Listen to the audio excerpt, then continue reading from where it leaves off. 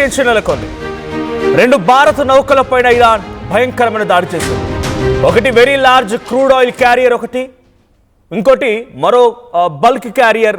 రెండు నౌకలపైన భారతీయ జాతీయ జెండా ఉన్నటువంటి రెండు నౌకలపైన ఇరాన్ అటాక్ చేసింది. ఇరాన్ ముందుగా చెప్పుకొచ్చింది, ఎక్కడ కూడా మేము ఇండియాపై అటాక్ చేయము, ఇండియాకి ఒక సేఫ్ ప్యాసేజ్ని కల్పిస్తామని. కానీ ఇప్పుడు డైరెక్ట్గా ఇండియన్ నౌకలపై అటాక్ చేయడానికి కొంత హై టెన్షన్ క్రియేట్ చేస్తోంది. అయితే స్ట్రైట్ ఆఫ్ హార్ముజ్ని మళ్ళీ క్లోజ్ చేసింది ఇరాన్. నిన్న ఫ్రైడే రోజున ఒక్కసారిగా 2 days బ్యాక్ ఓపెన్ చేసినట్టే కనిపించిన మళ్ళీ 24 hours గడవక మునిపై మళ్ళీ క్లోజ్ చేసుకుంది. కారణం ఏంటి అని అంటే, స్ట్రైట్ ఆఫ్ హార్ముజ్ని మళ్ళీ క్లోజ్ చేయడానికి ఇరాన్ చెప్తున్న ఒకే ఒక కారణం, అమెరికా మా పోర్ట్స్ని దిగ్బంధించింది, మా పోర్ట్ని మొత్తాన్ని కూడా తమ కంట్రోల్లోకి తీసుకోవాలనుకుంది. అందుకే మేము మళ్ళీ స్ట్రైట్ ఆఫ్ హార్ముజ్ని దిగ్బంధించాం, మళ్ళీ మా అండర్లోకి తీసుకున్నామని చెప్పి ఇరాన్ చెప్తోంది. నిన్న చాలా పెద్ద మొత్తంలో భారీ నౌకలపైన అటాక్ చేసే ప్రయత్నం చేసింది ఇరాన్. చాలా బిగ్గెస్ట్ అటాక్ అని చెప్పాలి.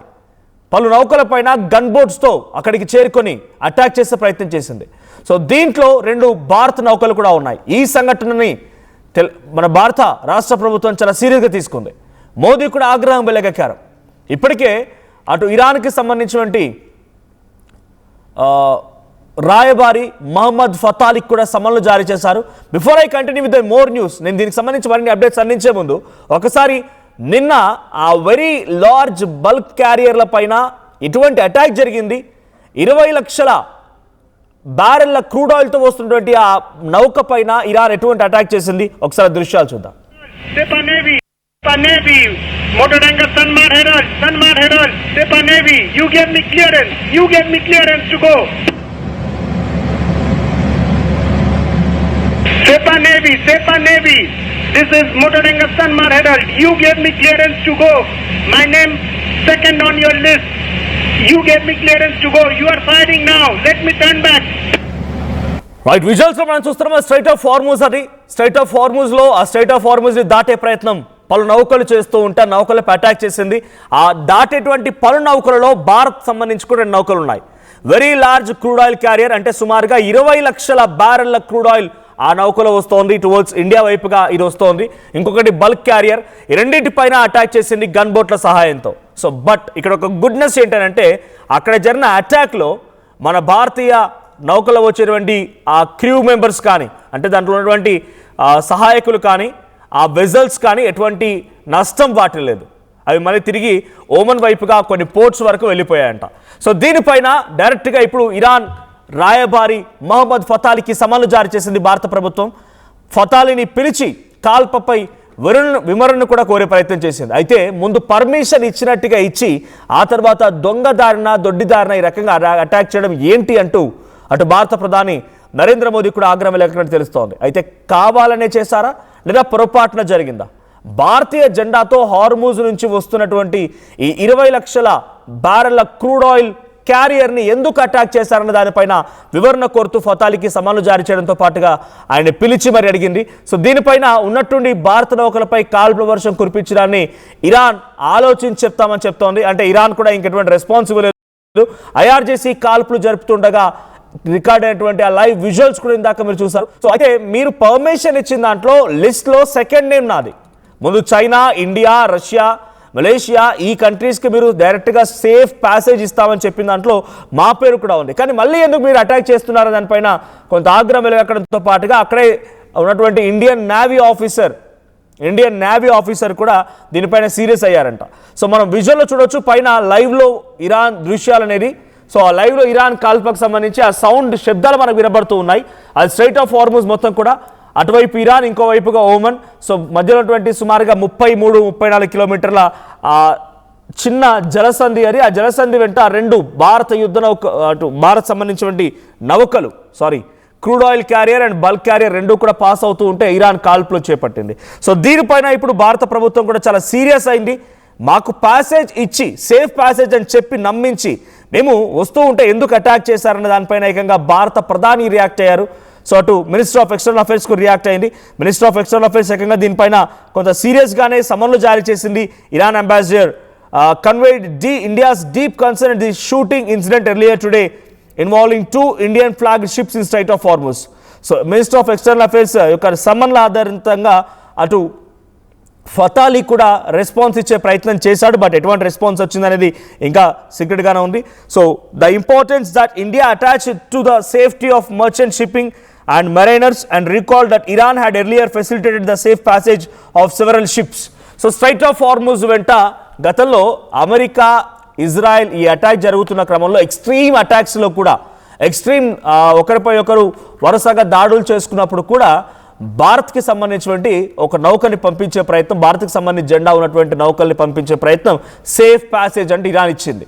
ఒకే ఒక నౌకపై అటాక్ జరిగింది గతంలో. ఆ నౌకపై అటాక్ జరిగినప్పుడు కూడా అది థాయిలాండ్కి సంబంధించిన నౌక భారత్కి వస్తోంది. గుజరాత్కి రావాల్సినటువంటి నౌక అది కింద ఒక సీ మైన్ అటాక్ చేయడంతో అది కింద పూర్తిగా కూడా ఆ ఆయిల్ అంతా కూడా లీక్ అయిపోయింది. సో ఆ తర్వాత కొంత సేఫ్ ప్యాసేజ్ దొరికింది, ఇండియాకి ఎటువంటి ఆటంకం కలగలేదు. సో కొంత అక్కడ నుంచి సప్లై అవ్వడం, మనం ఎక్కడైతే కువైట్ నుంచో లేకుంటే ఇరాక్ నుంచో మనం ఆయిల్ సప్లై చేసుకుంటున్నాం, ఆ దేశాల నుంచి సప్లై అవ్వడం కొంత ఆలస్యమైందేమో, కానీ ఏ రోజు కూడా భారత నౌకలను టచ్ చేసే ప్రయత్నం ఇరాన్ చేయలేదు. అటు సీ మైన్స్ ఎక్కడ అటాక్ జరగలేదు, అటు ఇరాన్ కూడా అటాక్ చేసే ప్రయత్నం చేయలేదు. అంతో ఇంత డొనాల్డ్ ట్రంపే ఇంకా వెనక నుంచి మీరు ఎలా సేఫ్గా తీసుకెళ్తారో నాకు సపోర్ట్ చేయరా అన్నట్టుగా వార్నింగ్ కూడా ఇచ్చే ప్రయత్నం చేశాడు. At the same time tariff పెంచుతానని చెప్పి కూడా కొంత వార్నింగ్ అయితే ఇచ్చే ప్రయత్నం చేశాడు. కానీ ఏ రోజు ఇరాన్ అటాక్ చేయలేదు. కానీ ఏం జరిగిందో తెలియదు, కానీ నేను ఉన్న పలంగా 2 భారత నౌకలపై అటాక్ చేయడాన్ని భారత ప్రభుత్వం చాలా సీరియస్గా తీసుకుంది. ఇరాన్ నుంచి కూడా వివరణ కోరింది. అయితే ఇరాన్ చెప్తున్న మాట ఏంటనేది మనం ఇంకా ఆలోచించాల్సిందే. ఇరాన్ ఒకటే చెప్తోంది, స్ట్రైట్ ఆఫ్ హార్ముజ్ పైన మళ్ళీ ఎందుకు మీరు కంట్రోల్ తీసుకున్నారో, భారత నౌకలు ఎందుకు పేల్చారన్నప్పుడు వాళ్ళు చెప్తుంది ఒకటే మాట. డైరెక్ట్గా స్ట్రైట్ ఆఫ్ హార్ముజ్ని మేము క్లోజ్ చేయడానికి ఒకే ఒక కారణం, డొనాల్డ్ ట్రంప్ అమెరికా మా పోర్ట్లని మొత్తాన్ని కూడా దిగ్బంధించింది. మేము పోర్ట్ల నుంచి బయటకు రావడానికి వీల్లేదు, మా పోర్టు మొత్తాన్ని కూడా స్వాధీనపరుచుకుంది, వాటిని దిగ్బంధించి ఎటువైపు నుంచి కూడా వెళ్ళడానికి కానీ రావడానికి కానీ వీలు లేకుండా చేసింది. మేము ఎక్స్పోర్ట్ చేసేదే అంతో ఇంత, కొంత మాత్రమే ఎక్స్పోర్ట్ చేస్తాం. ఇక్కడ అమెరికా కూడా ఒక స్ట్రాటజికల్గా ముందుకు రావడం గల కారణం ఏంటంటే, ఇటు గల్ఫ్ కంట్రీస్ అయినటువంటి సౌదీ, ఖతార్, కువైట్, బనామా, బహ్రెయిన్, ఇరాక్, యుఏఈ, ఓమన్, ఈ దేశాలకు సంబంధించినటువంటి ఎక్స్పోర్ట్స్ మొత్తాన్ని నిలిపివేసి స్ట్రైట్ ఆఫ్ హార్ముజ్ తన కంట్రోల్కి తీసుకున్న ఇరాన్, నేను కూడా వాళ్ళ పోర్ట్ని దిగ్బంధిస్తా, అప్పుడు ఫైనాన్షియల్గా ఇరాన్ కూడా లాస్ వస్తుంది, ఫైనాన్షియల్గా వాళ్ళు కోలుకోలేరు. కాబట్టి ఈ ఫైనాన్షియల్ దెబ్బ కొట్టే ప్రయత్నం డొనాల్డ్ ట్రంప్ చేస్తూ ఆ పోర్ట్లని దిగ్బంధించే ప్రయత్నం చేశాడు. కానీ ఇరాన్ ఏం చెప్తోంది, మీరు మా పోర్ట్లను దిగ్బంధించారు కాబట్టి మేము ఇటు మ్యూచువల్ లాస్, డొనాల్డ్ ట్రంప్ చేసింది గల్ఫ్ కంట్రీస్ కదా పాజిటివ్గా, ఇరాన్కి నెగిటివ్ అని కాదు, మ్యూచువల్గా లాస్. ఇటు ఇరాన్ వైపు నుంచి కూడా ఎటువంటి ఎక్స్పోర్ట్స్ ఉండవు, ఇరాన్ వైపు నుంచి కూడా ఎటువంటిది బయట దేశాలకు వెళ్ళే అవకాశం లేదు. ఆల్రెడీ పలు ఆంక్షలు ఉన్నాయి, ఇరాన్ నుంచి ఏది కొనుగోలు చేయొద్దని, ఇరాన్ నుంచి ఏది సప్లై చేసుకోవద్దని పలు ఆంక్షలు ఉన్నాయి. అయినప్పటికీ నీ కొద్దో గొప్ప దేశాలు ఇరాన్ నుంచి రాకపోకలకి కనీసం వాళ్ళకు కావాల్సిన ఇంపోర్ట్ చేసుకోవాలన్నా పోర్ట్స్ పనిచేయాల్సిందే. ఉదాహరణకు ఇక్కడ కొంత ఆహారం స్కేర్సిటీ వచ్చింది బికాస్ ఆఫ్ దిస్ వార్. ఈ వార్ కారణంగా ఆహారం స్కేర్సిటీ వచ్చింది, ఎమర్జెన్సీ, మెడికల్ ఎమర్జెన్సీ ఉంది. వీటన్నిటిని రిట్రైవ్ చేసుకోవాలనుకో డెఫినెట్గా వాళ్ళ నౌకలు మూవ్ అవ్వాల్సిందే. సో ఇది మూవ్ అయ్యే క్రమంలో వాళ్ళకి రావాల్సిన ఇంపోర్ట్స్, ఎక్స్పోర్ట్స్ అన్నిటిని నిలిపివేస్తే వాళ్ళు నా మాట వింటారు, నేను చెప్పింది అలా చేస్తారని డొనాల్డ్ ట్రంప్ తన అత్యుత్సాహంతో వాటిని కంట్రోల్ చేసే ప్రయత్నం చేశారు. కానీ ఈ కంట్రోల్లో భాగంగా ఇరాన్ మళ్ళీ ఏం చేసింది, స్ట్రైట్ ఆఫ్ హార్ముజ్ని మళ్ళీ క్లోజ్ చేసింది. దీని మూలంగా గల్ఫ్ కంట్రీస్కి వచ్చే ఉపయోగం ఏం లేదు, అటువైపు నుంచి ఇరాన్ కూడా లాభపడేది ఏం లేదు. ఇది ఒకటే కాదు, ఇంకా బాబెల్ మండి ఎటువైపు యెమెన్ వైపుగా హౌతీల దగ్గర రెడ్ సీలో ఉన్నటువంటి బాబెల్ మండి, దాన్ని కూడా క్లోజ్ చేయాలని ఆలోచన ఇరాన్ చేస్తుంది. ఆల్రెడీ హౌతీలు ఎప్పటి నుంచో కాపు కాసుకుని ఉన్నారు, గతంలో కూడా 1-2 రోజుల పాటు క్లోజ్ చేసే ప్రయత్నం చేశారు. కానీ ఇప్పుడు మళ్ళీ క్లోజ్ చేయాలనుకుంటున్నారు. బికాస్ ఇరాన్పై అమెరికా అధ్యక్షుడు డొనాల్డ్ ట్రంప్ ఎన్ని రోజులుగా అయితే అటాక్ చేస్తాడో, మేము అన్ని రోజుల పాటుగా ఇంకా మేము అటు ఇజ్రాయెల్ని కానీ గల్ఫ్ కంట్రీస్ కానీ ఇబ్బంది పెడతామనే ఆలోచన యెమెన్స్ చేస్తున్నారు. సో బాబెల్ మండి కనుక మళ్ళీ క్లోజ్ అయితే అటు గల్ఫ్ కంట్రీస్, సౌదీ నుంచి వచ్చేటువంటి ఏదైనా అరకొరగా రెడ్ సీ వైపు నుంచి వెళ్ళాలనుకున్నా కూడా ఆ మార్గం కూడా క్లోజ్ అయిపోతుంది. సో ఆల్మోస్ట్ ఇంకోటి మలక్కా జలసంధి. సో చాలా వరకు ఈ జలసంధులు ఉపయోగించే ఇరాన్ తన కంట్రోల్లోకి కాదు కానీ తనను తాను రక్షించుకోగలుగుతోంది. అమెరికా అధ్యక్షుడు డొనాల్డ్ ట్రంప్ యొక్క ఆలోచనల నుంచి, ఆయన అటాక్స్లో నుంచి, తన యొక్క కొంత అహంకారం నుంచి తప్పించుకోగలుగుతుంది. లేదంటే ఈ పాటికే ఇరాన్ మొత్తం కూడా సర్వనాశనం అయిపోయేది. సో ఇప్పటికీ ఇంకా ఇరాన్ హార్మూజ్ని తన కంట్రోల్లోకి తీసుకుంది, మళ్ళీ క్లోజ్ చేయాలని ఆలోచన చేస్తోంది. పర్మనెంట్ దాన్ని క్లోజ్ చేసి పూర్తిగా మా కంట్రోల్లోనే ఉంచాలని చెప్పి అనుకుంటోంది. మీరు కనుక మళ్ళీ మా పోర్ట్స్ని దిగ్బంధించి ఈ రకంగానే కొనసాగిస్తే స్ట్రైట్ ఆఫ్ హార్మూజ్ నేను క్లోజ్ చేస్తాను, మీరు పోర్ట్స్ దగ్గర నుంచి వెళ్ళిపోండి, నేను స్ట్రైట్ ఆఫ్ హార్మూజ్కి ఫ్రీ పాసేజ్ ఇస్తాను, ఆ తర్వాత మనం రెండో చర్చలో కూర్చుందాం, పాకిస్తాన్ ఇస్లామాబాద్ వేదికగా చర్చలు జరుపుదామని చెప్పి ఇరాన్ చెప్తోంది. మరి ఇరాన్ మాటని అమెరికా యాక్సెప్ట్ చేసి ఆ పోర్ట్లను దిగ్బంధించినటువంటి దాని నుంచి వెనక్కి తగ్గుతుందా లేదా ఇంకా ఆ రకంగానే కొనసాగుతుందో చూడాలి. బట్ దీంట్లో బిగ్ ట్విస్ట్ ఏంటంటే భారత నౌకలపై అటాక్ చేయడమే ఒక బిగ్గెస్ట్ హ్యాపెనింగ్గా చూడాలి. మరి భారత నౌకలపై అటాక్ని భారత ప్రభుత్వం చాలా సీరియస్గా తీసుకుంది. ఇది ఎక్కడి వరకు వెళ్తుందో చూడాలి. మరి ఈ రోజు ఏదైనా సేఫ్ ప్యాసేజ్ దొరుకుతుందా, లేదు ఏ దేశమైనా సరే, చైనా, ఇండియా, రష్యా, ఇంకేదే దేశమైనా సరే అన్నింటికీ చెక్ పెట్టే ప్రయత్నం ఇరాన్ చేస్తుందా, ఏం జరుగుతుందో చూడాలి.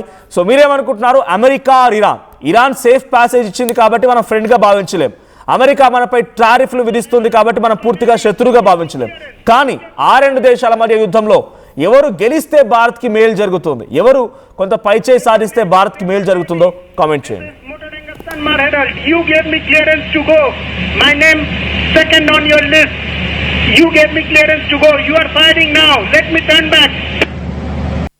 Navy, Motor Tanker Sanmar Herald, Sepa Navy. You gave me clearance. You gave me clearance to go.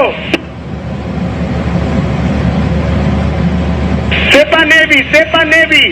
This is Motor Tanker Sanmar Herald. You gave me clearance to go. My name second on your list. బంగారు ఆభరణాల BA ఛార్జీలపై 50% తగ్గింపు. త్వరపడండి, అక్షయ లక్ష్మిని ఆహ్వానించండి. The Chennai shopping mall, Telangana మరియు ఆంధ్రప్రదేశ్.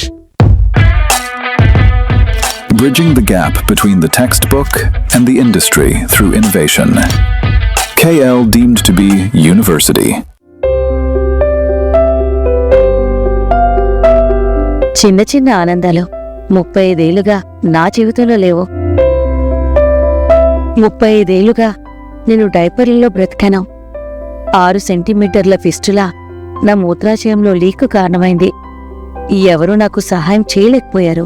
AINUలో వైద్యులను కలిసే వరకు. అక్కడ వారు రోబోటిక్ శస్త్రచికిత్సతో నాకు పరిష్కారం ఇచ్చారు. వారు నా ఆత్మవిశ్వాసాన్ని కూడా తిరిగిచ్చారు. Precision care makes it possible. The Center for Robotic Surgery at AINU